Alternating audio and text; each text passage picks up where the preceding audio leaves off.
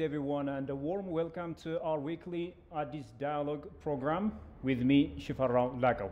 In this edition, I'll be spending some time with the Ethiopian American Professor Brook Hailu talking about a host of current issues. Do stay with us. Professor, it's really a great pleasure having you here. Thank you for having me. It's my pleasure. Thank you. For those who really don't know you, can you tell us a little bit about yourself? Okay, thank you. My name is Professor Brook Hailu Professor, and I'm an Ethiopian American. Currently, I live in America for the last several decades, and currently I teach at the University of North Carolina State University A&T. So I came here because of work. I have a number of PhD students that need to be examined for their defense. All right, welcome home. Yeah. What are the areas of your specialization in Yes, particular? thank you. It's in three fields. It's in political science, international relations, and international mass media. These are my PhD specialized fields. And in addition, I have specialized in my PhD studies in political communications. That's the melding together of the science of politics and science itself, and also media sciences. Okay. Now let's talk about Donald Trump. Finally, he has blurted it out, saying that Egypt might blow up that dam. Of course, talking about the Grand Ethiopian Renaissance Dam. When you first heard of such belligerent expressions, were you kind of shocked? And did you even believe your ears that such expressions might come out of a leader who claims to be leading or making America great again? Yeah. Well, I have mixed feelings. We have to see it in two levels. Mr. Trump, he's the 45th president of the USA. The office that he took over since January 2017 is the presidency. And America, with all its glory, greatness, and strength, with all its cradle of being freedom of the press, where liberal democracy system, democratic open governance, and freedom of the press, and an accountable, responsible government, and free elections, Mr. Trump, he landed in the White House because of what? Because of the elections. One factor is that we shouldn't overlook is the fact that he was elected into office. His actions will come to that, whether it's correct or not. So we had to take account of the American system. The system put him there. He was elected.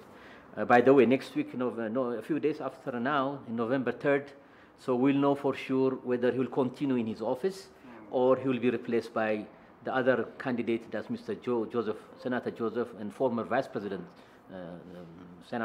former Vice President Joe Biden.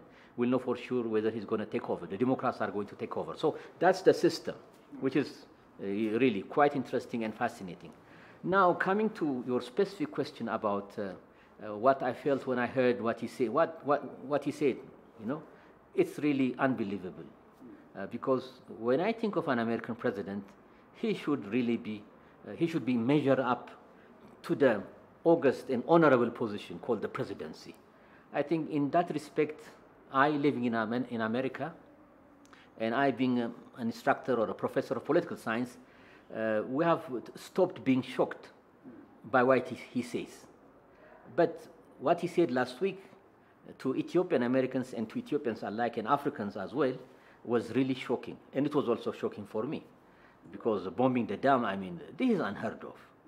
This is unheard of, it's uncalled of, and also really it really undermines the office of the presidency and even his own personal character. Presidents should not interfere in the affairs of other countries. Even if they do, they should be what? Sophisticated. The language should be measured, their gestures should be measured. In that instance, the presidency of Donald Trump the last 3.5 years is very bizarre, unknown. It's out of the system. The way he speaks, the way he says, the words that he uses, and also the recklessness. When he speaks about bombing the dam and Ethiopia this, Ethiopia that, I don't know, you know. He's really affecting the Ethiopians, 150 million Ethiopians, you know, like pushing them back. So his style of the presidency is very unjustified. It is out of the system. Nowhere in America had lived and worked in America under 4 presidents or something. I mean, this is odd. And I wouldn't wonder if Ethiopians everywhere, from all walks of life, professionals, ordinary citizens, statesmen, government officials, students, high school, university, if they are angry and really disappointed at him, no wonder. And really, I would say he brought shame. He brought shame to the office of the president. You know, Ethiopia is a very close ally to the United States of America, especially in the fight against terrorism in the Horn of Africa. Yeah.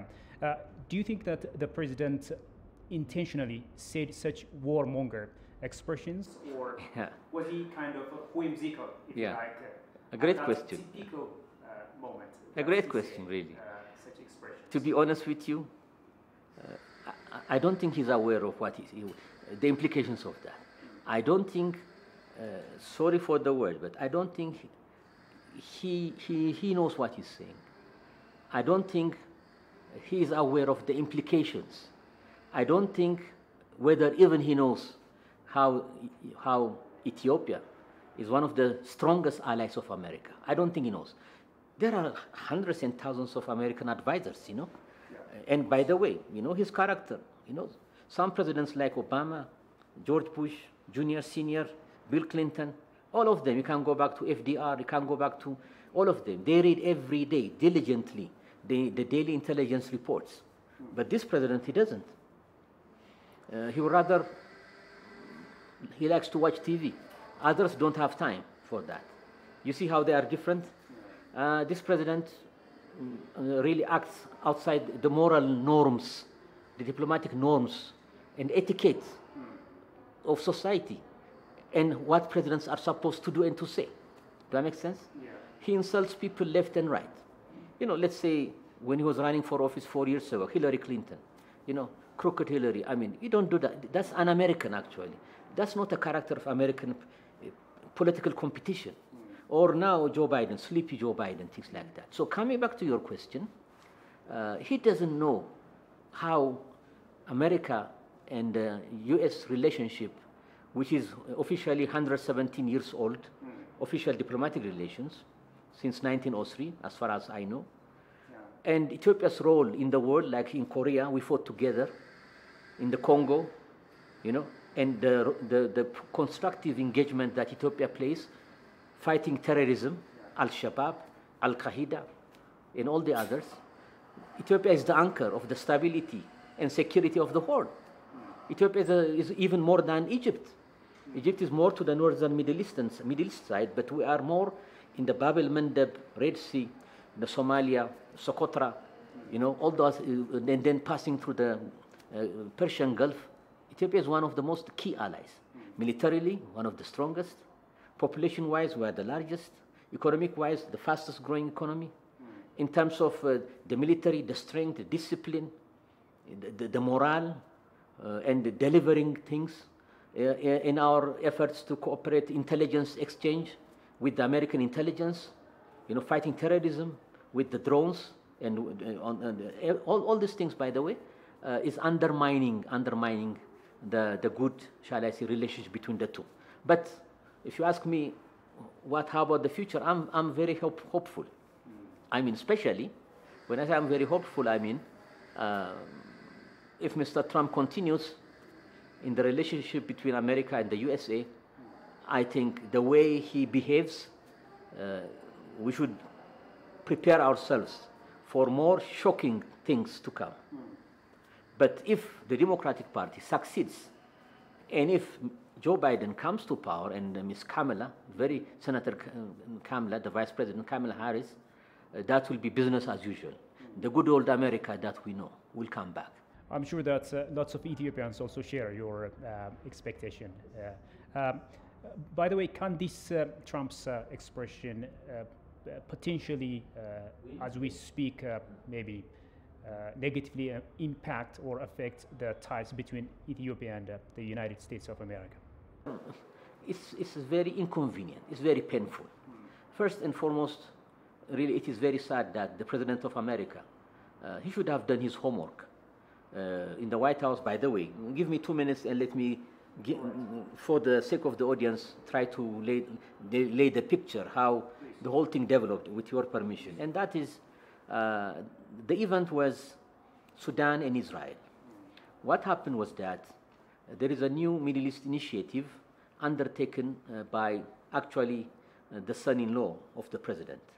And that is to bring into the fold, to renew the Israeli-Arab or Middle Eastern relationships, to take it to a new higher level. So the goal was to continue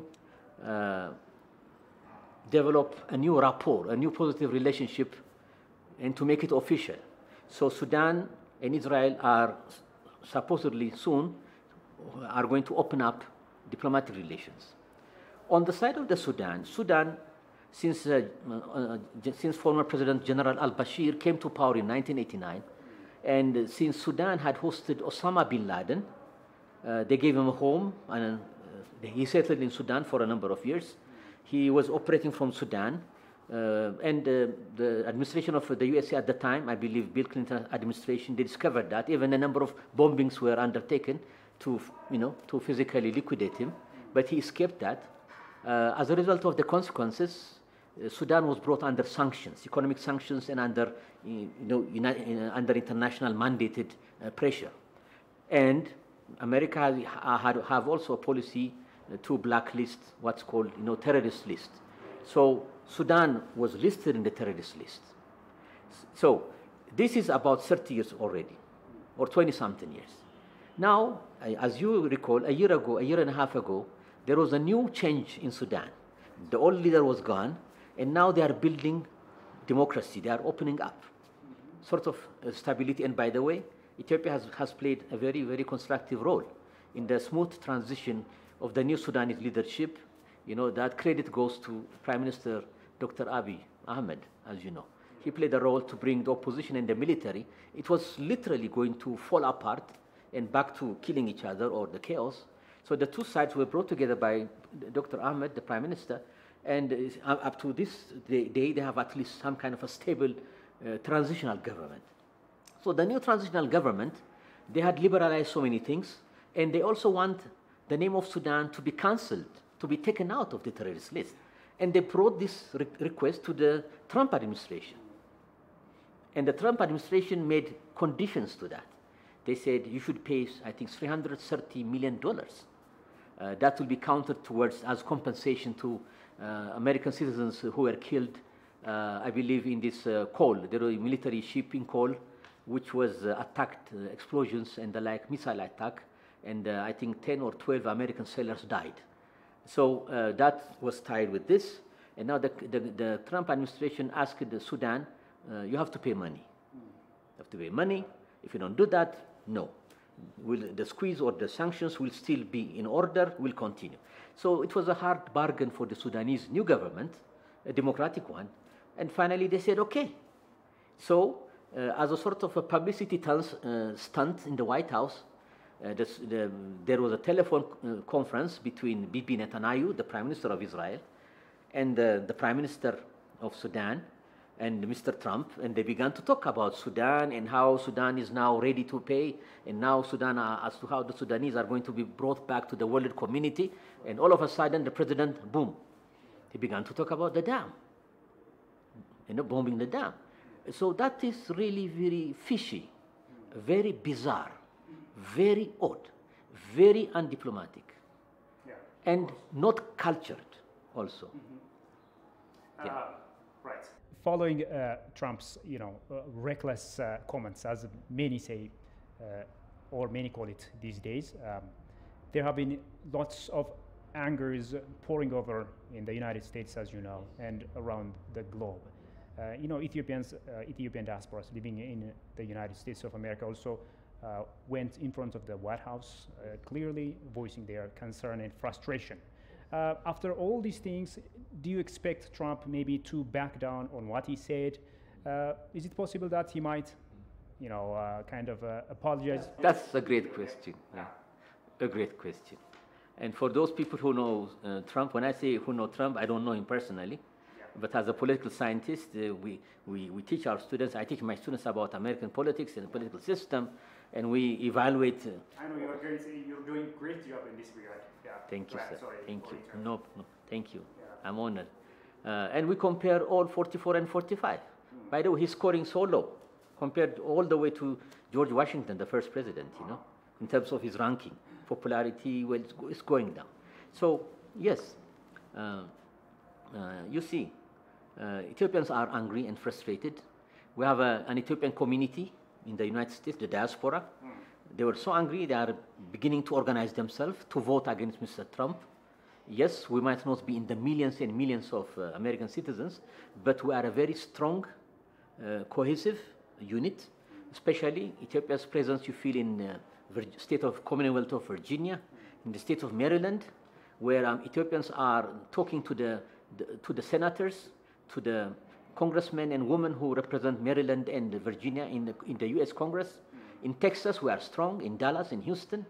In Seattle, we are very strong. In Portland, we are strong. In San Diego, in Los Angeles, in California, in San Jose, in Mountain View, in all those areas. San Francisco, we are very strong. In North Carolina, in Raleigh, I'm part of that. We have organized the Ethiopian support group for the North Carolina and South Carolina for 2 states, Ethiopian Americans who are working very hard to create awareness among ourselves, to build up this power base, because we feel now our voice has to be heard. We feel now that one man, one vote. We feel that we have to make a difference as long as we live in America. We pay our taxes. We are law-abiding citizens. Ethiopians are known for being honest workers, running their lives according to the law, no troublemakers and the like. So now people are organized, they are angry, because they feel that, first, they, Ethiopian Americans, as well as America, deserves better. Well, when I say deserves better, I mean America is a land, it's not a poor country. America is a land of great statesmen, intellectually. America deserves better as a president than Mr. Trump. And people are saying no more. We have Republicans. Some Ethiopians are Republicans, but majority are Democrats. So now there is a drive against Mr. Trump. So look, he lost support. Yeah, because you cannot undermine the votes of people. 4 years ago, if you recall, Mr. Trump came to power because of 70,000. I repeat, 70,000 votes. Casted in Michigan, okay? Casted in Michigan, in Wisconsin, and in Pennsylvania. 70,000 votes took him all the way to the White House. All the way to the White House. So there are moments in life and in American politics where you cannot underestimate the combined power of your vote as a bloc of small communities like Ethiopians. So they are actively engaged. We are actively engaged to make a difference and to also do what? To as Americans, to support America. Yeah. And to choose for America a better one, a responsible person. Okay. Now, from what Donald Trump said about Ethiopian dam, do you think that the president has been clearly informed about the dam, or is he kind of, lopsided, deliberately lopsided towards Egyptians?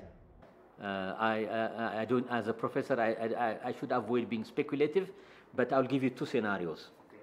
And that is, Mr. Trump, when he engaged in such things, there are advisors. In the White House, there is the Office of Appointments, Scheduling, and everything. Definitely, they will make sure that he has all the information, talking points and the like in front of him. But his style is he rarely reads things. He just shoots from the mouth. He just off the cuff, when we say in America. So I think that's the problem. So not hearing his own advisors. Secondly, believe it or not, over the last 3.5 years, the Trump administration is known for the fact that hundreds of the best brains of America had left out of protest. White House officials, they left. They gave up on him. They said, he's no good. People who had advised him in National Security Council, they left. Even Pentagon generals, they left. Even he's now in his third or fourth chief of staff. That is the guy who runs the White House itself. He's he's right-hand person. They left out of protest and out of frustration. So it might be one of these two scenarios. So here again, he has the facts, but he chose not to share the facts with us in a balanced way, and he just showed emotionally from what he says, or maybe, I don't want to be speculative, the Egyptian, shall I say, support system in the American system, the Egyptian lobby system, the Egyptian network surrounding that area might be nearer to the ears and hearts of the President of the USA. Maybe they fed him. I don't know. I was not there. Do I make sense maybe? You'll never know. Because all those negativities that he said, bomb the dam. I told the Egyptians to do that 3 years ago. It means that, well, in his own way, it's a fact. In his own way, he says, I told the Egyptians 3 years ago to do it, not now. Why do you wait? It means that maybe he's working hand in hand with certain groups. You know? Absolutely. So he's being fed repeatedly such kinds of information. People around him might work around people who have interest, shall I say, to advance and to promote the Egyptian interest. And those who are against, shall I say, the GERD, this big hydroelectric dam, by the way, the objective is not to stop the flow of water. We can't. It's against nature, against gravity, the law of nature. Second, that's un-Ethiopian. We Ethiopians always respect our neighbors. All we want to do is what?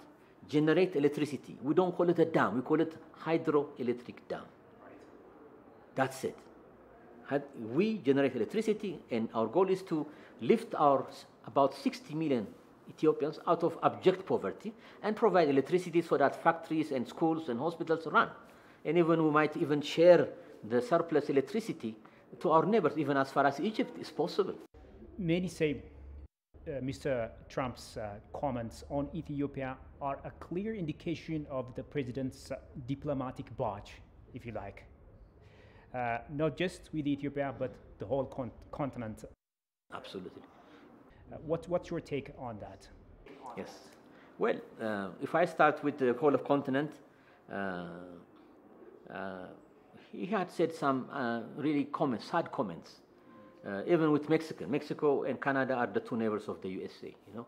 It didn't take him a while, just before he became a president, you know, saying the Mexicans are this, they are, you know, they do this to our women, they do this to us. I mean, very, very derogatory, insultive, rude comments, you know. This is repetitive.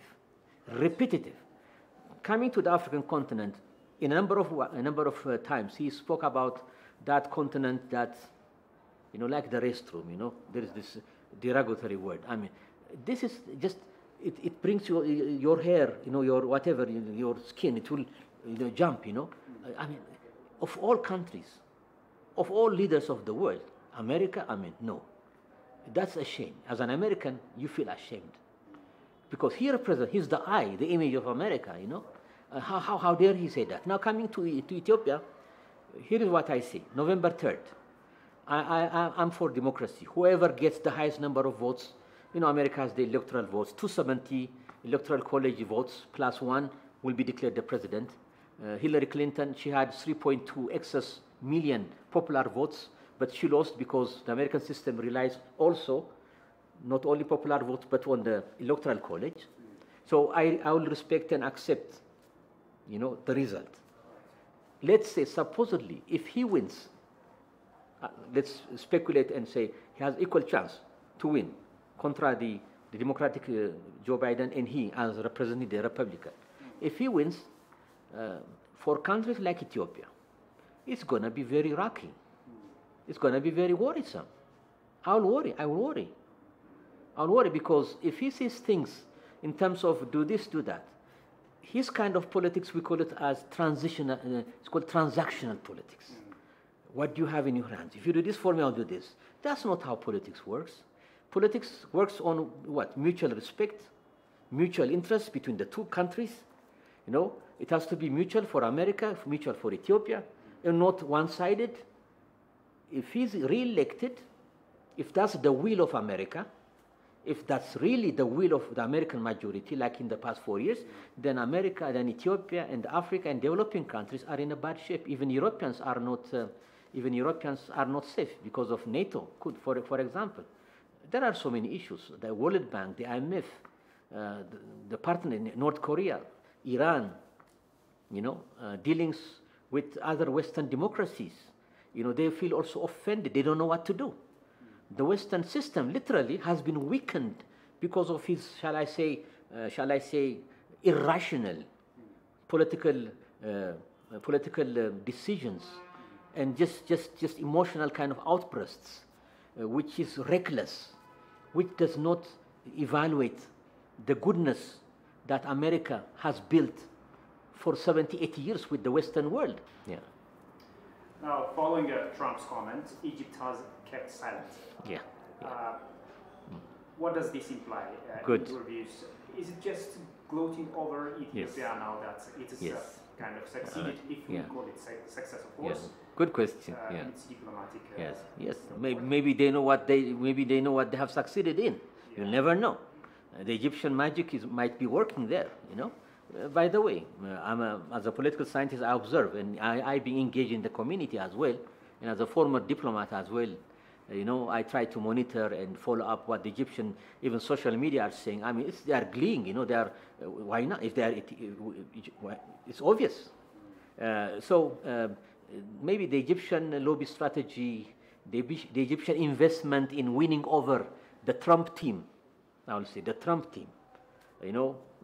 For whatever, we don't know what magic they used. It could be a combination of so many things. It tells me that the Egyptians are making a difference. And we, as in Ethiopian foreign policy, we have to do a lot. We have to do a lot. Right. We have to neutralize this.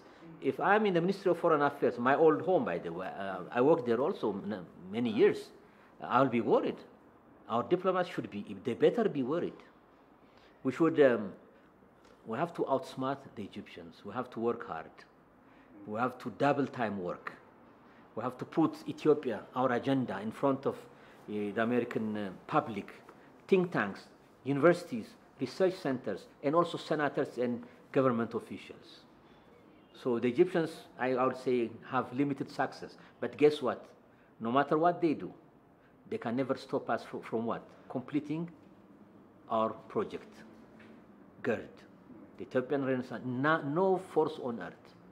I tell you, the determination in the heart of each Ethiopian, whether here or abroad, no force can stop us doing that. No threats also can force us to do that. Right. Now, Ethiopia still clings to this fair utilization of the Nile waters, while also developing the Abai River to lift, as you said earlier, millions out of the abject poverty.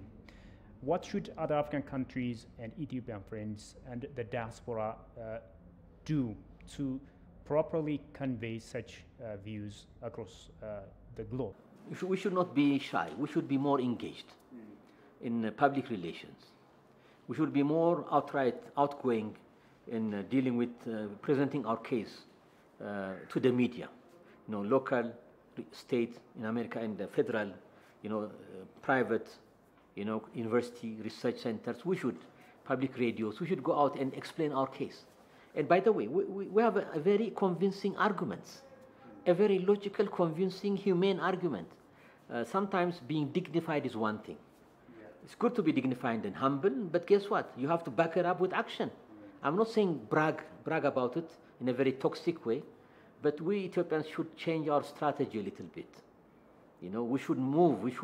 We should understand how the American system moves.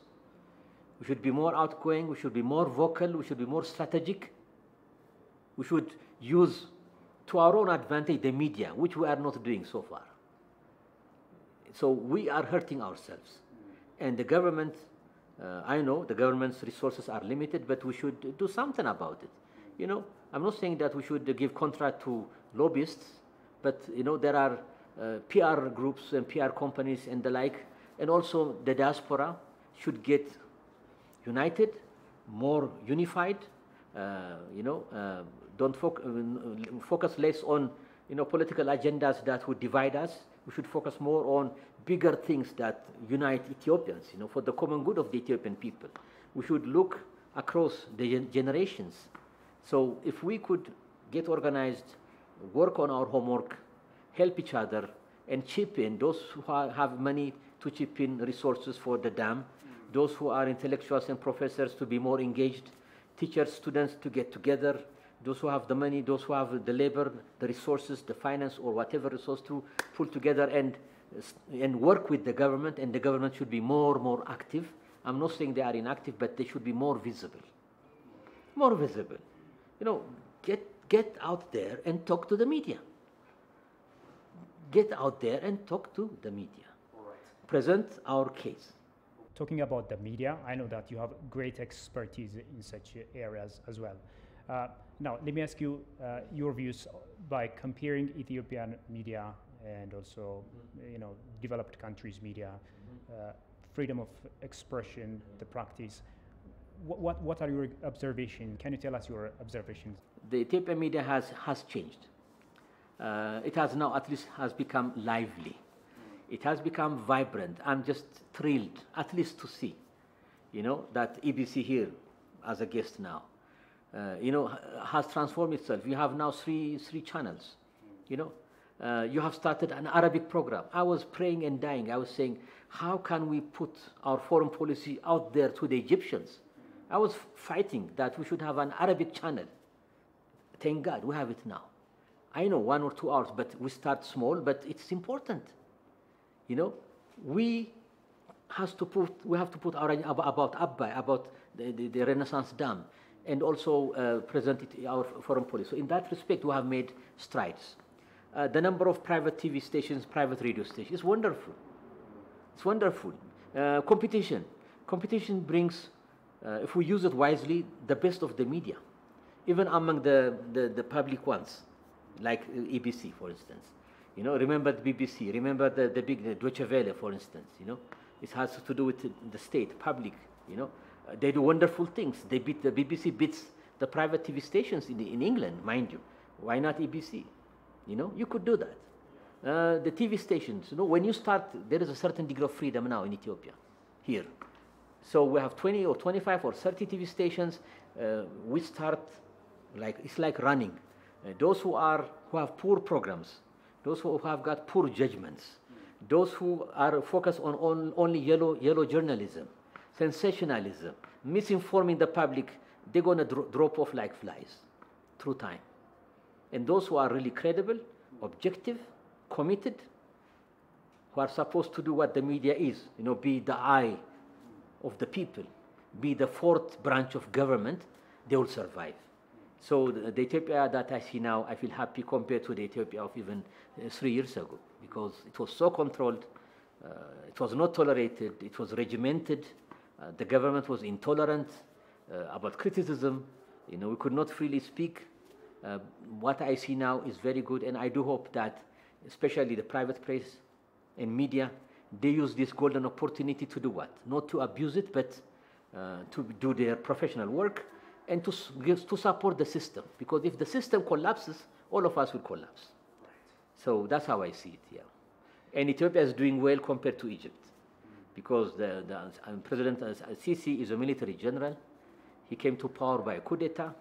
And now I can give you examples as a media instructor, professor. The Egyptian media are now under tight, regimented rule. They have less freedom now. So they are being sort of arm twisted to be, the tools of the government. And the way you see and observe how they report about the dam itself is very different based on the different Egyptian TV channels. All right, Professor. It's really an honor having you here on our show. Thank you very much for your perspectives and information. Thank you. It was my pleasure to be one of your guests. I wish you all the best, my millions of Ethiopians who are watching your program. Keep at it. You guys are doing a fine job, and I do hope to see you in another occasion and at another time. And thank you. I'm honored to be one of your guests.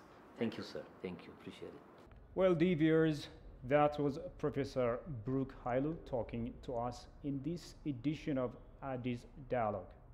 Thank you so much for your company so far. Until I see you with another program, it's goodbye from me, Shifara Olago. Bye-bye.